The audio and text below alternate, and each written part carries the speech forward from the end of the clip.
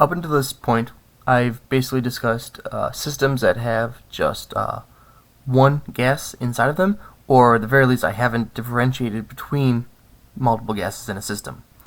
So now we're going to start talking about partial pressures, which is where we actually look at the individual pressures of different gases in a system with multiple gases present. So the first equation I'm going to use is something called Dalton's law.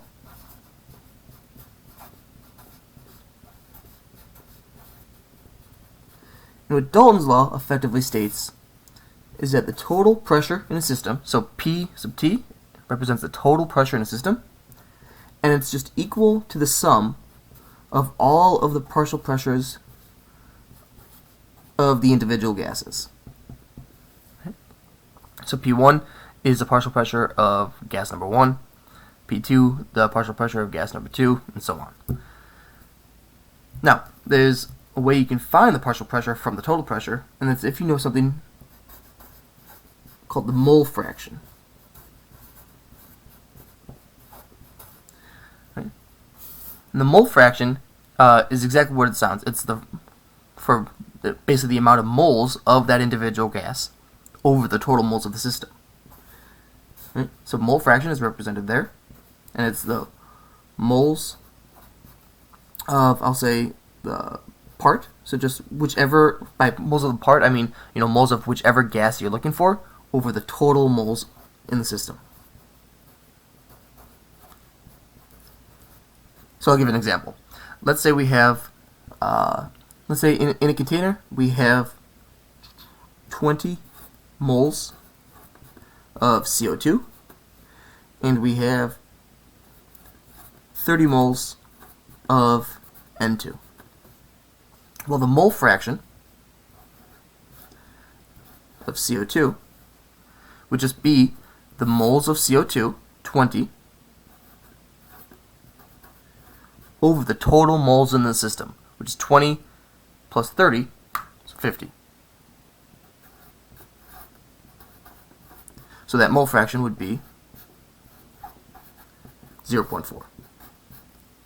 And there is no unit for mole fraction because the unit-wise you have moles divided by moles, and anything divided by itself is just 1, so the units cancel out.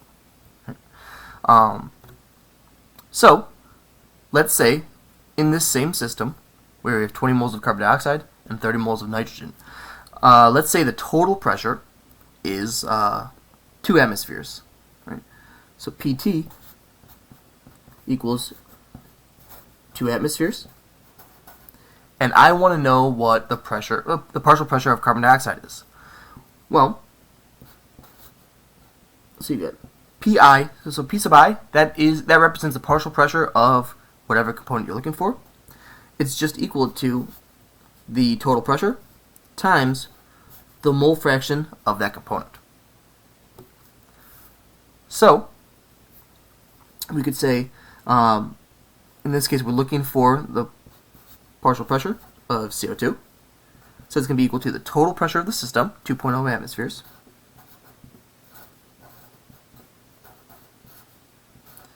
times the mole fraction of our component, which we just determined was 0.4. And that's going to get us 0.8 atmospheres. And that would be our partial pressure of CO2.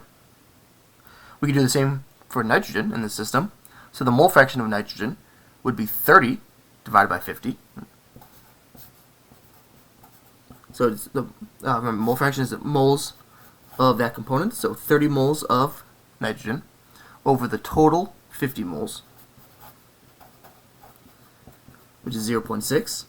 And keep in mind, mole fractions should always add up to 1. Whether you have 2 or 1,000, it doesn't matter. If you calculate them properly, they should always add up to 1. Right? So now we've got that. So let's multiply the 0.6, the mole fraction, we'll do this part right here, times the total pressure.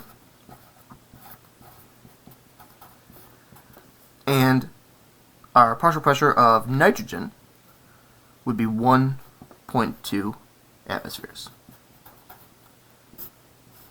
That's partial pressure of nitrogen. And just to double check we did it properly, Dalton's law, if we add up those partial pressures, remember they should add up to the total pressure. Adding 0.8 plus 1.2, we do indeed get back to 2 atmospheres.